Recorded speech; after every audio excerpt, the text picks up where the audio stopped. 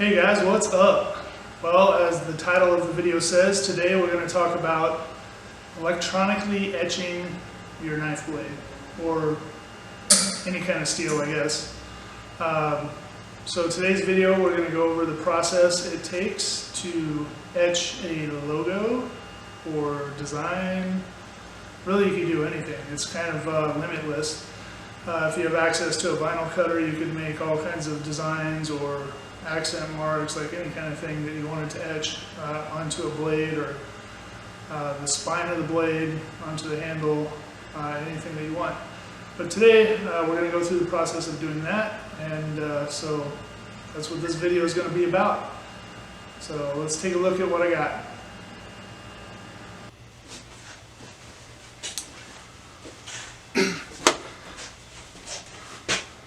Okay, so these are the products that I've bought to do this, and I am going to be doing this for the first time, so you guys get to go along with me.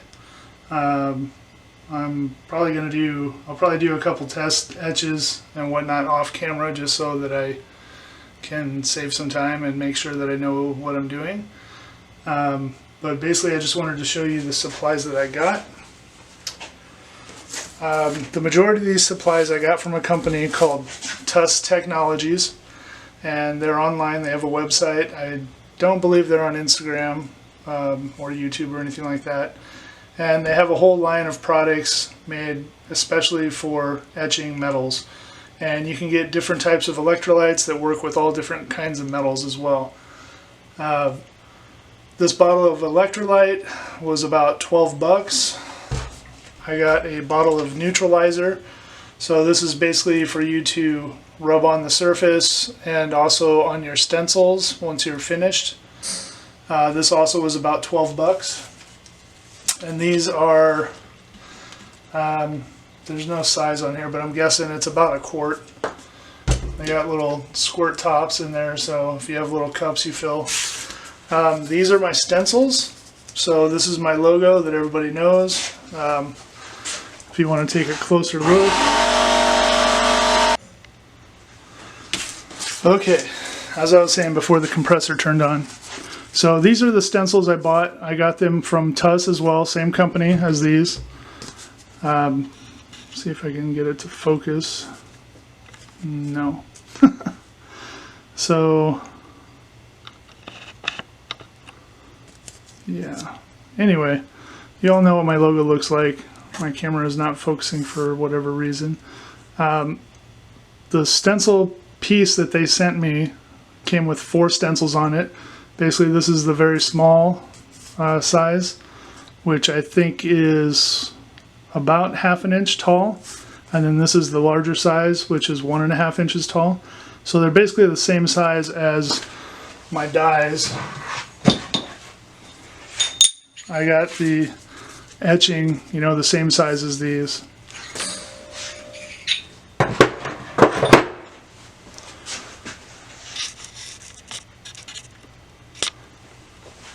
So this sheet right here, basically you just email T.U.S and you tell them that you'd like to get a set of stencils.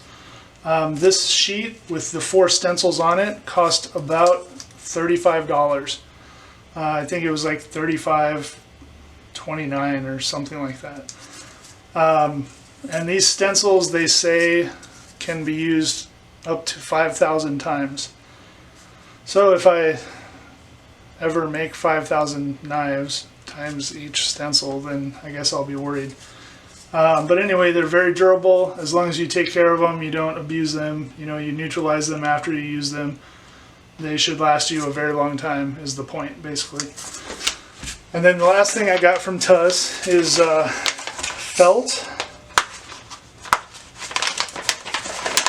And this was about 20 bucks. And it's basically a sheet of felt. And this is what you can use on your electrode, which I'll get to in just a second. So this is a fairly large piece, so that'll last me quite a while. Especially if you etch, you know, multiple knives together, you won't be using this up, you know, too quickly. So all in all, it's fairly cheap as far as the materials. to be able to do that, to do the electro etching process. And then onto the etcher. So this etching machine, I actually bought this from a fellow maker, Alcedo Knives, which I'll put a link in the description below. He is a knife maker in Canada. He's in Vancouver, I believe, Vancouver, BC. And he also makes etching machines as well for other fellow knife makers or anybody who would want one, I guess. But basically he builds these boxes. They'll run you somewhere in the range of $200 or so, $220, something like that. Compared to some of the other etching machines that I saw, that's a bit cheaper. T.U.S sells an etching machine. I think that theirs is in the range of $300 or $350, I want to say. And of course, there's, I'm sure, videos that you can find where people make their own etching machines using, you know, battery chargers and just a battery, you know, a battery itself. There's several ways that you can do it. But if you want to, I guess, make, you know, a quality stamp and etch, it's worth it to spend a little bit of money to get a good machine and good consumables, you know, the electrolyte. You can do it with salt water, you can do it with a battery, 9-volt battery and a Q-tip and all that. I mean, I've seen all kinds of videos on it. But, you know, I want to try to make, I guess, the best product that I can make. So, and I basically, everything that I buy tool-wise is from selling knives. So I'm not putting any extra money into this business. I guess if you could call it a business, it's more like a hobby. So as long as I sell knives, then I use that money to build more knives and to buy new equipment and tools and whatnot. So this is basically the etching machine. You have your power button, you have your etch and mark, so there's two different things that it does. And this is your electrode, basically. So this is what you would put the felt over with a rubber band to hold it. It plugs into here. This banana plug here will basically clip onto your knife. So if you have a blade that you're doing, you would clip on like this, which you'll see this in the video as it continues. And then you have your felt, and then you do your logo. So that's basically the products that I have. I'll have links in the description for T.U.S.'s website, and then also for Alcedo Knives for his Instagram page. So if you want to get one of these boxes, you can contact him. And then that's it. So we'll get to marking some stuff.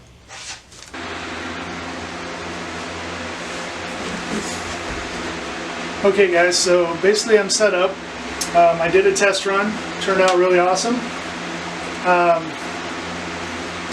going to basically just use one of my Camp Chef blanks. So this is a clean piece of steel.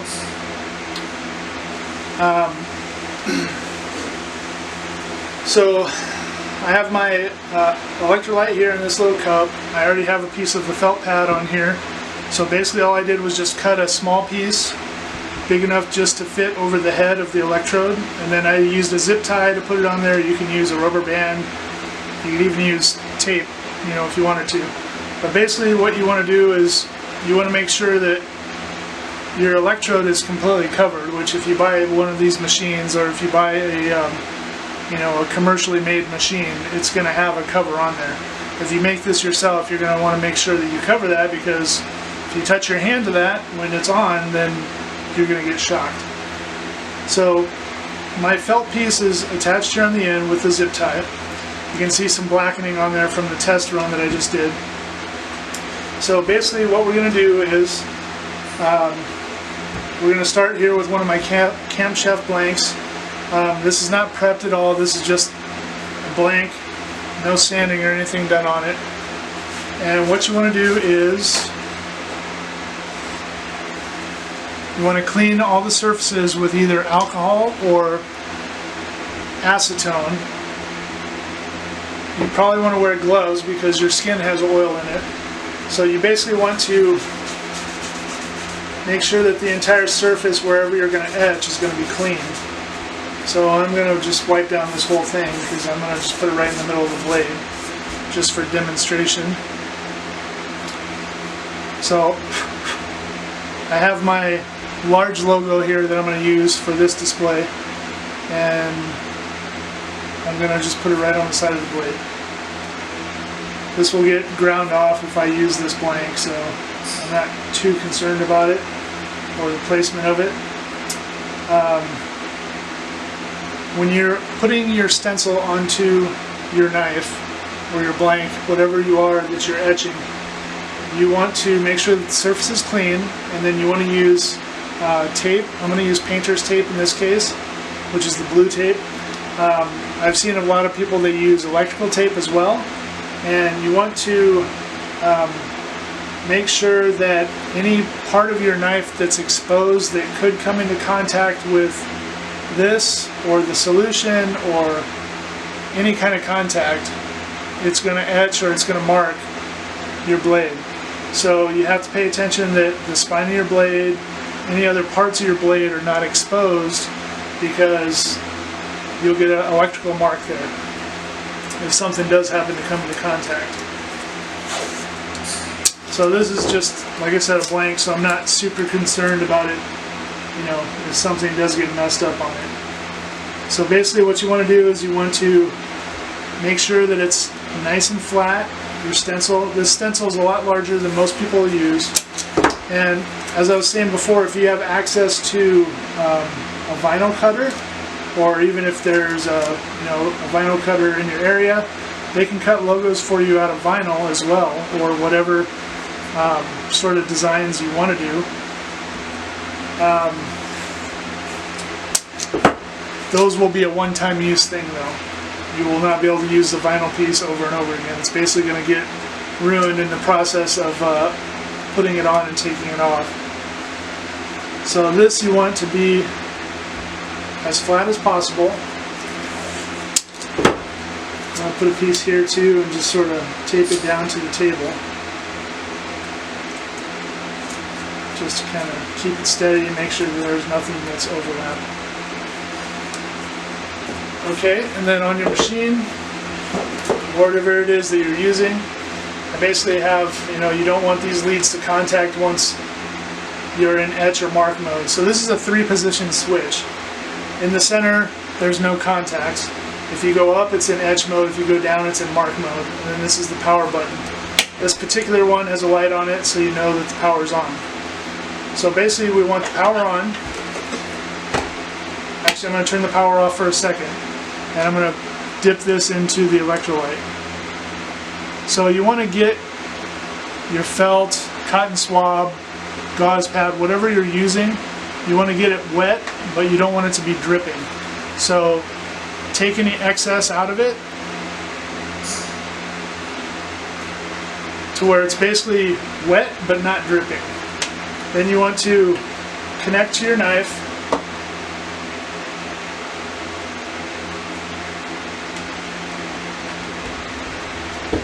So I have the lead down here on the back of the knife. I'm going to turn the power on, and for this first one I'm going to mark. So marking, I found, which I'll show you in a second, basically blackens the metal. And what you want to do is you want to dab it just like this. You don't want to hold it on there continuously because it'll just burn. So you want to do dabs for a couple of seconds each time, and you want to do even coverage over your entire stencil, whatever it is that you're doing. So I want to do dabs of maybe 20 or so times,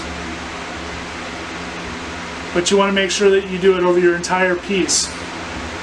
So 25 times here, 25 times here, 25 times here, and then the more you do it, the more that it's going to etch or mark.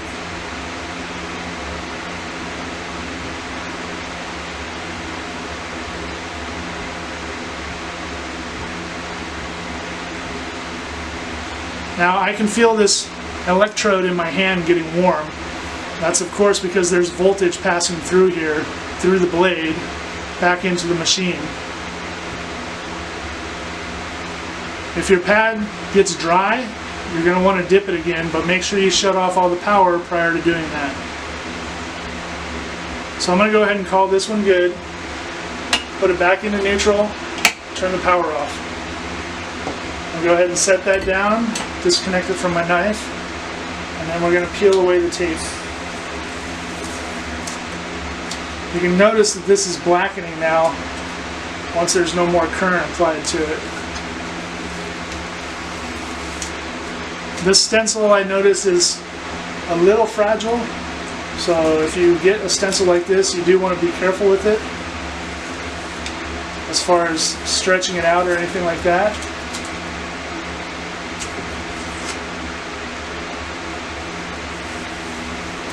Alright, so that's my first mark, and that is the mark setting on this stencil machine. So what I want to do now is I basically want to put this into the neutralizer because I want my stencil to be neutralized. And then I'm going to put just a little bit of the neutralizer onto the surface that we marked. And then I'm going to wipe that off.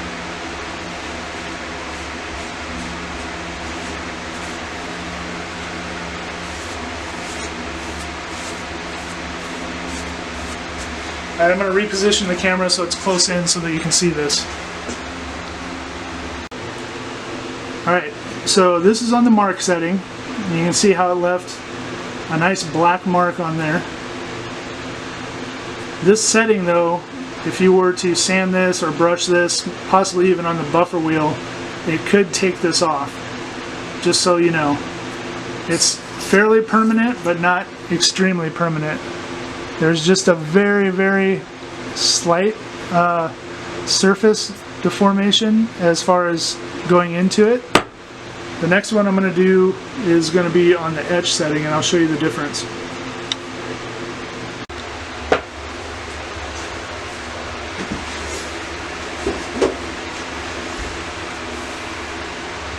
Alright guys.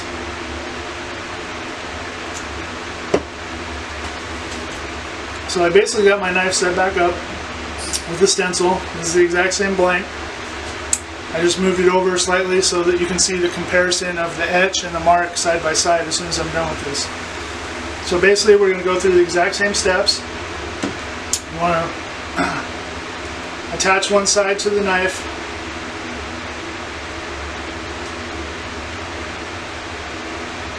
Which my little banana clip is sort of, there we go. The cover was just coming off a little bit. So you want to make sure there's good contact there.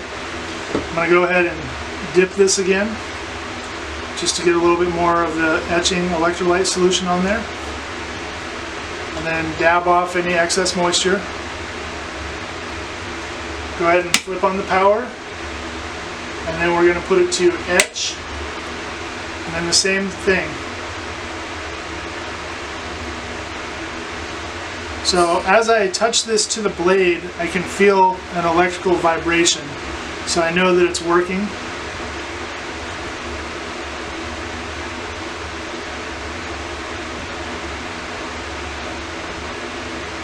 So this one I'm going to do a few more, I guess a little bit longer exposure than what I did on the marking, just because it is an etch. And I've been told that the longer you do it or the more times you do it, the deeper the etch will get. I'm sure there's a limitation to that, but I just don't know what it is.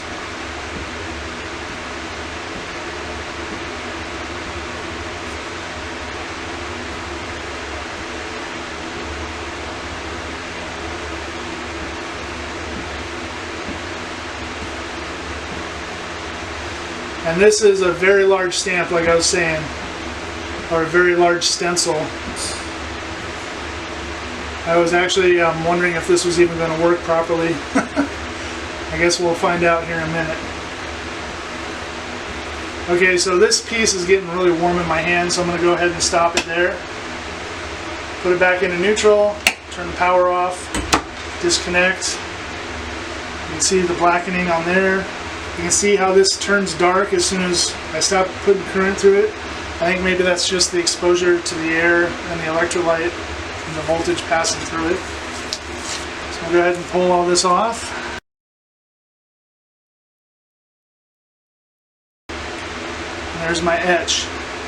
So I'm going to drop this into the neutralizing solution. I'm going to put a little bit more in there because that stencil's bigger.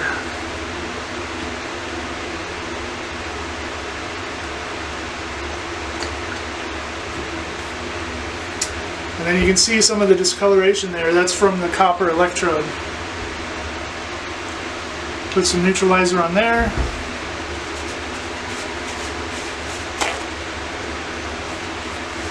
And I'm going to clean this off.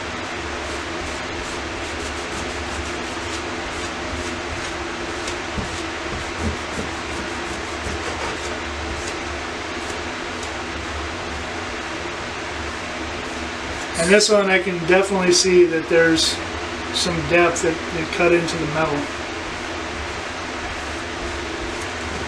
So let me switch over the camera and give you guys a better view. Alright, I'm basically just holding the blade up, but you guys can get a good side-by-side comparison there. You can see that on the etch side there's definitely, you know, marks into the steel, or actually, you know, etching the steel away. Kind of hard to get with the lighting and all. And then the mark, you can see, is still a very nice black marking. So you have the two options on what you want to do. Get a good look there. And then this is the one I did earlier when I was doing my test marks, if this will focus in. So this is my smaller one, and this is just on a mini cleaver blank. But you can kind of see the etch job it did there, and then the mark is on the left. So the smaller one, it seems like it did a more even, which I kind of expected. My larger stencil, you know, is much larger than the electrode, but it still turned out really good.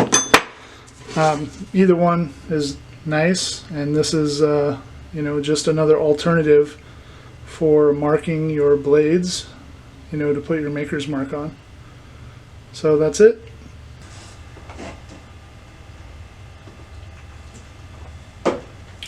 Okay guys, that's going to do it for today's episode. I hope some of you found this helpful. If you have questions, comments, want to tell me what I did wrong, anything like that, just leave it down below. But I think that this video will hopefully help some people, and maybe give them a direction of where to go to get products, what equipment to use.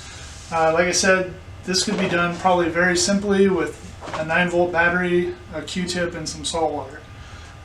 It all depends on, I guess, what you want your results to be, and what kind of stuff you're putting it on. So that's the examples I had there. Maybe I'll drop in a couple stills, still photos of those at the end of the video.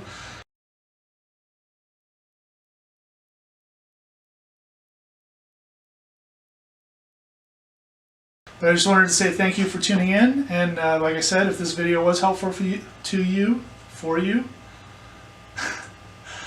you could hit that subscribe button, or give me a like, or even share it, that would be much appreciated. And I will see you guys on the next one. Bye.